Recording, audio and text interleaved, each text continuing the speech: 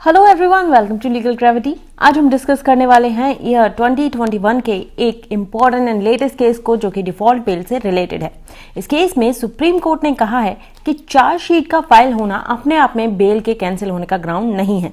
Case का नाम है Kamlesh Chaudhary versus the state of Rajasthan. 5 जनवरी 2021 का ये ऑर्डर है। केस को डिटेल में समझने से पहले ये जान लीजिए कि यहाँ जो बेल की बात हो रही है ये डिफॉल्ट बेल है और इससे रिलेटेड प्रोविजन हमें मिलता है सीआरपीसी के सेक्शन 167 के सबसेक्शन 2 में। लेकिन इसके लिए कौन और कब एप्लीकेशन लगा सकता है उसे भी थोड़ा समझ लेते हैं, उसके बाद हम केस को आगे कंटिन्यू करेंगे।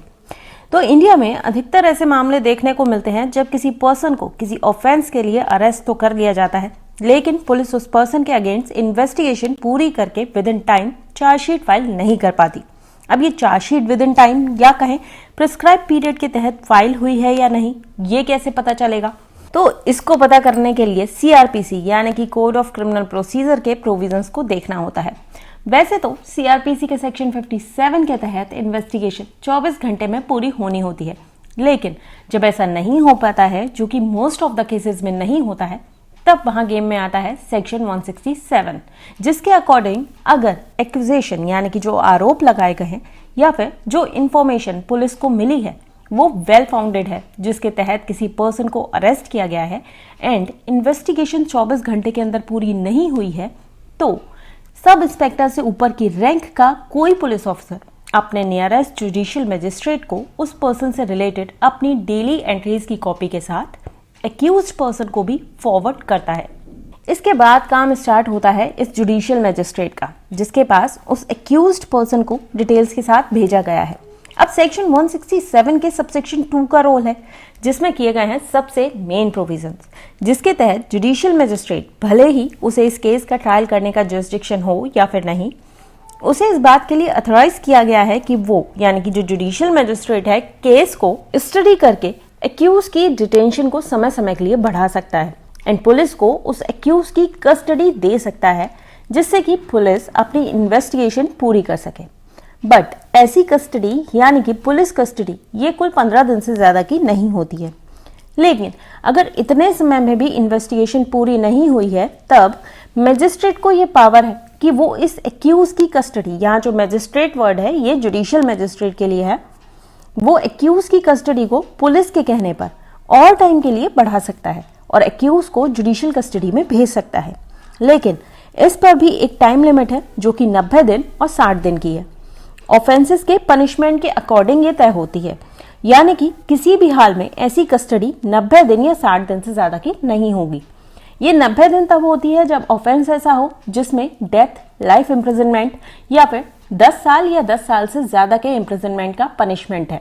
60 दिन तब होगी जब कोई ऐसा ऑफेंस किया गया है जो कि इन ऑफेंसेस के अलावा पनिशेबल हो, यानी कि 10 साल से कम के इम्प्रिजनमेंट वाले ऑफेंसेस। तो इस टाइम फ्रेम में पुलिस को अपनी इन्वेस्टिगेशन पूरी करके चार्जशीट फाइल करनी ही होती है। और अगर इतने टाइम के बाद भी यानी कि इन 90 दिनों या 60 दिनों के बाद भी पुलिस एक्यूज के अगेंस्ट चार्जशीट फाइल नहीं करती है, तो जो एक्यूज है वो बेल यानी कि जमानत पर रिहा होने का हकदार हो जाता है और इसी तरह की बेल को हम लीगल लैंग्वेज में डिफॉल्ट बेल कहते हैं।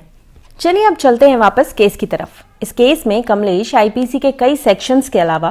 Price chits money circulation scheme के section 5 and information and technology act के सेक्शन 65 के ऑफेंसेस का भी एक्यूज था, जिसमें एक्यूज को यानी कि कमलेश को 25/5/2019 को अरेस्ट किया गया, जिसके बाद 22/7/2019 को एक इनकम्प्लीट चार्जशीट फाइल की गई।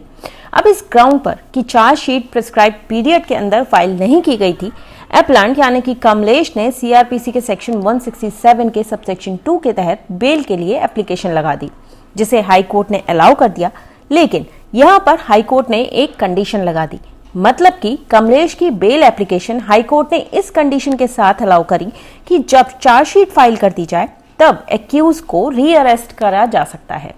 अब इस कंडीशन वाले पार्ट को एक्यूज ने सुप्रीम कोर्ट में चैलेंज किया, जिसमें उसने कहा कि हाई कोर्ट का ऐसी कंडीशन लगाना सुप्रीम कोर्ट के उस लॉ के कॉन्ट्रेरी है जिसे सुप्रीम कोर्ट ने Bashir versus state of Haryana के केस में लेट डाउन किया था,